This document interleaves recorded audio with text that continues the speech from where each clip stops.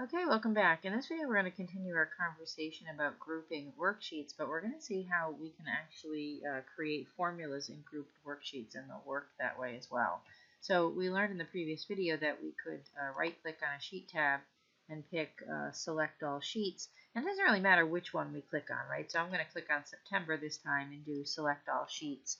And so here I have my net income formula. So for my net income formula, what I want to do is take my parking spaces and add the parking tickets, and then subtract from that the maintenance costs added to the enforcement costs. Okay, so and I want to do this for each of the sheets because I'm tracking the same data. Obviously the numbers are different, but the column labels are the same.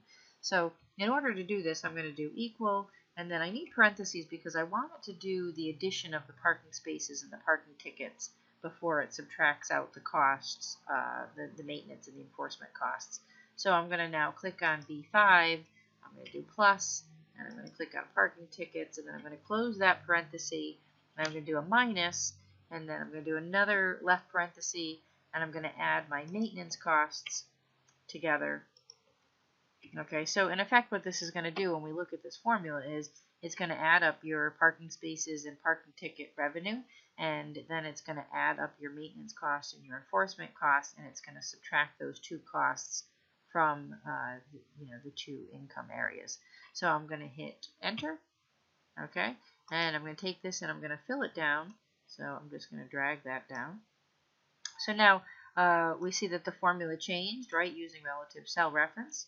But what's nice is, remember that we grouped these sheets together, so let's go check out July and August. So if we go to July, we'll see that the formula was also created here. Obviously, the end result numbers are different, right, because the values that are feeding those cells are different. But in addition, August was also created. So by simply creating one formula and filling it down, I basically created 9 formulas by doing that, which is kind of cool. It saves a lot of time, right? So now we're going to do a few other things. We're going to right-click the July worksheet. Okay, and in cell A8 here, I'm going to add totals. And then I'm going to select the range of B8 to F8. And I want it to do an auto sum, so I'm going to go up to auto sum and pick sum, right? So what it's done is it's created a sum for each of these columns, right? And keep in mind again that these are all grouped. So that means that that's going to have been done to each of those sheets, okay? I'm going to go down to cell A13. I'm going to type in here, submitted by. I apologize if you can hear that. Basically, there's sprinklers going on in the background. It's a beautiful October day, and I'm actually sitting outside. So I'm going to type my name here, and so, actually not here. I'm going to type it in A14. Okay, like such. So now I want to verify that what I just did was done to each of the sheets, right?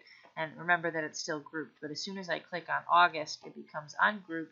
I can see that my totals were created here, and my submitted by with my name was created, and I'm going to go to September. I'm going to verify the same thing. It's always good to just kind of make sure that what you were doing was done to each of the sheets. You want to know why you're doing something and ensure that it's working in the other sheets when you've grouped it. Okay, so I will see you in the next video.